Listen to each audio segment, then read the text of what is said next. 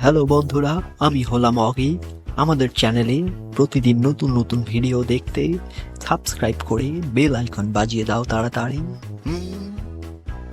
আগের পর্বে আমরা দেখেছি জেরি টম দাদাকে একটি হটডগ খেতে দিয়েছিল, আর টম দাদার কাছ থেকে হটডগটি একটি চিল দাদা এসে উড়িয়ে নিয়ে গিয়েছিল।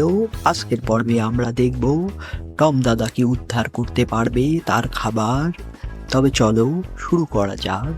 3, 2, 1 স্টার্ট। আহো, আমি হলাম পাখির রাজা চিল। আমার সাথে দাদাগিরি করতে আসলে বুঝবি তোর একদিন কি আমার একদিন। আহো। হ্যাঁ, ভেবেছিলাম জঙ্গলে এসে একটু গল্পের বই পড়বো, কিন্তু জঙ্গলে এসেও শান্তি নেই। জেরি ভাই, তোর শান্তি তোর কাছে রাখ, আমার জীবন যে বরবাদ। কেন দাদা, কি হয়েছে? আরে দাদা, এটা কি হলো? আকাশ থেকে বৃষ্টি পড়ে শুনেছিলাম, তুমি কিভাবে আকাশ থেকে আমার উপরে পড়লে? दादा मैं तो टूट गया, बर्बाद हो गया, हड्डी पसली मेरा एक हो गया, ये आपने क्या किया? ওয়ে ভাই, আমি কিছু করি নাই, যা করেছে চিল দাদা করেছে। আমার খাবার নিয়ে পালিয়েছে। ওই দেখ চিল দাদার বাড়ি তাল গাছের উপরে। দাদা মিথ্যে কথা বলিও না, ওটা তাল গাছ নয়, ওটা তো বট গাছ। ওই কি গাছ হয় হোক, আমি আজকে গাছের উপরে উঠবো আর আমার খাবার ছিনিয়ে আনবো চিল দাদার কাছ থেকে। ওই তো গাছ কেন এত লম্বা, এটাই তো বুঝতে পারছি না। বট গাছ তো এত লম্বা হয় না ভাই। সারাদিন না খেয়ে থেকে আমার গায়ে তো একটুও শক্তিও নাই।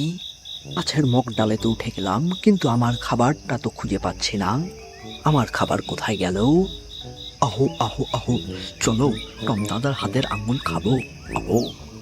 ওই শুনেছিলাম প্লেন থেকে লাফ দেওয়ার আগে সাথে প্যারাশুট থাকতে হয়, কিন্তু আমার তো প্যারাশুট নেই বাবা। আমার এখন কি হবে?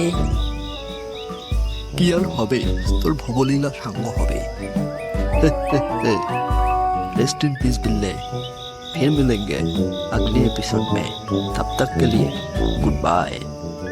আচ্ছা, জলে নেমে কুমিরের সাথে যুদ্ধ করতে নেই, তুই তো গাছে উঠে চিলের সাথে মারামারি করলি। আচ্ছা হ্যাঁ। আহো, আমি হলাম বব। আমাদের চ্যানেলে নতুন নতুন ভিডিও দেখতে সাবস্ক্রাইব করে বেল আইকন বাজিয়ে দাও ঝটপট। আর ভিডিওটি ভালো লাগলে লাইক দিয়ে কমেন্ট করে জানিয়ে দাও।